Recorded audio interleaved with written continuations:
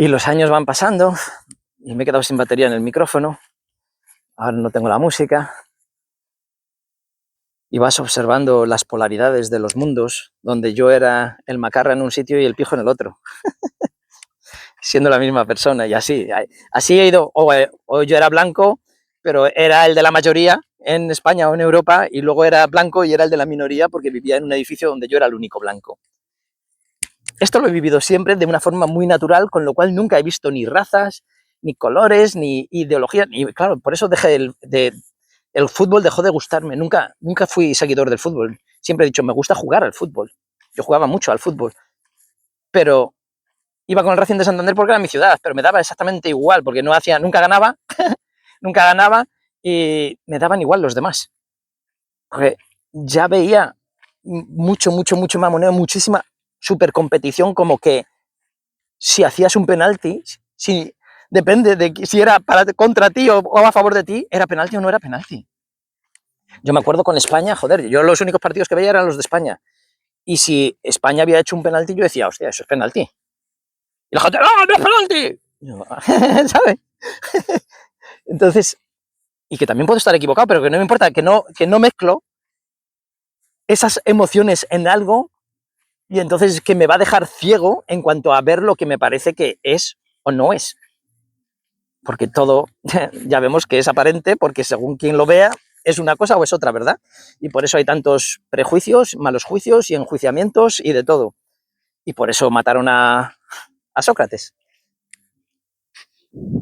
Y claro, todos estos cúmulos durante mis años 20, época en la que no bebía, nunca he fumado, no me drogaba, nunca había probado nada, pero era consciente de todas estas cosas, muy consciente.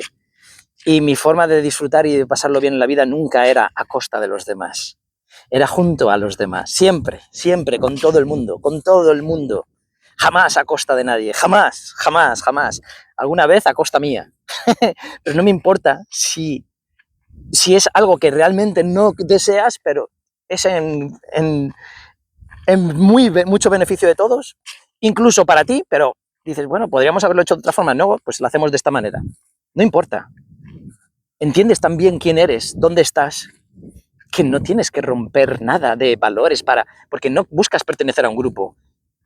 Tú generas el grupo. Y no es que seas el líder, no. Tú eres el creador del grupo y la gente pasa y estará contigo 1 año o 100 años, 1 hora, 10 minutos, pero son transeúntes en tu universo. Tú no eres responsable de nada de ellos. Ellos están invitados en tu universo y ellos hacen lo que quieran en tu universo. Y pueden pisotearlo, pueden humillarte, pueden hacer lo que sea, y pueden seguirte, y pueden amarte, pueden adorarte. Y es así como a esa forma de verlo, no sé si cuando la empecé a tener. Yo creo que fue cuando empecé a conectar un poco El Principito con Alicia en el País de las Maravillas. Y desde, claro, porque en la adultez leí El Principito. El Principito no es un libro para niños. El Principito es un libro para adultos. Porque el niño no va a entender nada, lo va a entender todo, pero no va a entender lo que quiere decir. No va a entender lo que quiere decir. Porque para los niños es solamente un cuento, nada más. Es un conjunto de cuentos que el niño lo vive al infinito por ciento. Lo vive de una manera ultra gráfica, ultra sonora, ultra sabor y otros sentidos que hemos olvidado que teníamos. El niño lo va a sentir de esa manera, pero no va a ser consciente de que cuando sea adulto ya muchos de ellos lo van a dejar de sentir por lo que sea, por alguna experiencia traumática, por alguna información que han recibido contradictoria, por algo que rompe tu conexión entre tu mente, esa libertad que había entre tu mente, conexión automática entre tu mente sería la terminal y el ordenador central que sería la consciencia. Había un canal de conexión gordísimo y ahora empieza a ser como intermitente. Y poco a poco se va apagando hasta que a algunas personas se les apaga del todo. Y entonces solamente tienen odio, porque empiezan a tener ignorancia por todo, porque están desconectados. Y la ignorancia te lleva al odio, porque la ignorancia te va a llevar a que no comprendas cosas que a otros les pueden gustar. ¿Y cómo es posible que les guste esto? Y entonces tú quieres o que te guste, y si no te gusta, vas a hacer que te gusta o vas a intentar cambiarlo para que no le guste a nadie. Y entonces así tienes tú la razón. Así es como funciona la vida otra vez. Es otra forma de contar diferentes perspectivas, pero luego inventé. nunca he seguido, he tardado muchos años en hablar de meditación, muchísimos años, porque me tuvieron que llegar varias personas meditadoras para que yo supiera lo que para el ser humano era meditar. Y cuando empiezas a hacer preguntas para ver si están donde tú estás, y ves que se empiezan a ofender, porque ¿quién te crees tú que sabe? Si yo te estoy explicando. Digo, ya, pero yo te estoy preguntando, yo no sé nada, te estoy preguntando y te estoy repreguntando. Entonces, con mucha gente a lo largo de mi vida, esto a veces ha sido un problema serio, muy serio, gordo, conflicto grande, un rocecillo, y para otras, al principio un rocecillo y luego una especie de despertar. Porque a medida que me van conociendo, dicen, hostia, yo cuando te conocí, igual teníamos 17 años, y ahora 23, dice, pensaba que eras un cotilla.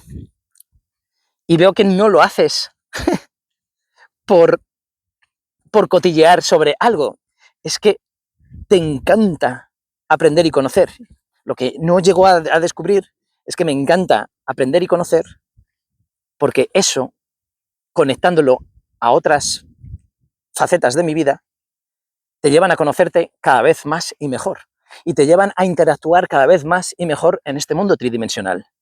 Y entonces, hasta los 30 o 31 años, no empecé otra vez con lo del control mental y a trascender el control mental. Y a volver a ser... Bueno, fue cuando yo noté que me estaba desconectando en el banco. Ahí fue la historia que dije, yo tenía clarísimo, lo había de 1000 millones de maneras, lo único que sabía en mi vida era que no me iba a jubilar en el banco. Lo sabía, vamos, sabía que antes habría sucedido la muerte, seguro, o cualquier otra cosa, porque sabía que eso no iba a pasar. No sabía la razón, pero sabía que no iba a pasar.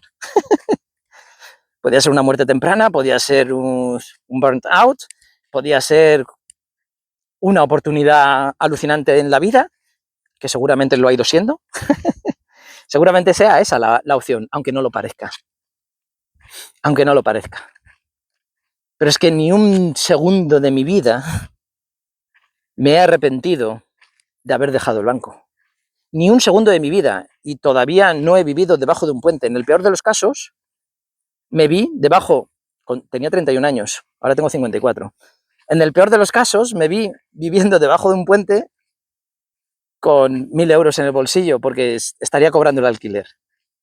Ese era el peor, el peor de los escenarios. Y así he vivido mi vida, no habiendo echado de menos en problemas financieros al banco, que era el que me daba la seguridad financiera. Porque yo la seguridad financiera no la tengo para vivir. Entonces, por eso va como con las olas, pero es lo que te acompaña en cualquier fase de la vida, ¿verdad?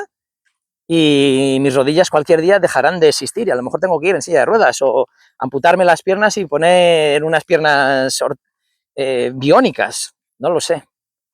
Porque he torturado tanto a mi cuerpo físicamente, porque yo quería experimentarlo todo. Yo me he tirado desde 6 metros de altura, más o menos, en el Sardinero a la arena. Y muchas más locuras, mucho peores, y no tan graves en cuanto a cantidad de salto, pero mucho peores en el dolor del accidente, o siempre haciendo malabares, haciendo historias, no malabares, acrobacias y tal. He tenido muchos accidentes. Y luego, pues eso, por la experiencia de, joder, parecía que volaba, pero esto me ha pasado con 26 años también.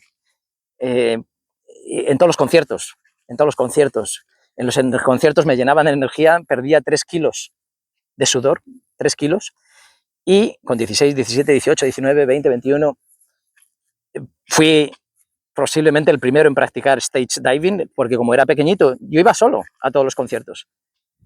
Pero como pesaba poco, pues entonces me podía tirar encima de la gente, que a la gente no le molestaba y me volvían a ayudar a volver a subir. No al escenario en este primer caso, porque fue en el 88, me parece, y era con Anthrax. Pero luego en otros casos, en otros locales más pequeños, ahí ya sí, porque ya no te tiras de arriba abajo, te tiras desde el escenario, encima de la gente es más arriba, si es un sitio pequeño. Bueno, y buen rollo, muy buen rollo y tal. 10 años más tarde la moda ha cambiado y alguien se mosquea y caigo al suelo y casi me rompo la espalda. Estuve jodido, bueno, el resto de mi vida, estuve jodido el resto de mi vida. Y con historias así, pues todas. Cuando no ha sido una historia ha sido otra. No sabía que iba a contar esa historia, porque realmente lo de las rodillas, eso no es eso es la espalda. Y fue eso con 31 años o por ahí. Pero me han pasado cosas así, pues eso, desde los 6 o 7 años, accidentes de todo tipo, por mí o por otros, o por sí, alguna agresión también que han saltado en mis rodillas. La vida está llena de problemas, de alguna manera o de otra, y pues así tengo la mierda de cuerpo que tengo y con 54 años, que tenía que estar hecho un chaval y parezco un abuelo. Soy como Pinocho. Todas las articulaciones suenan. Para el arrastre, estoy para el arrastre. Bueno, total, que entonces lo que practico lo voy a tener que hacer en otro vídeo.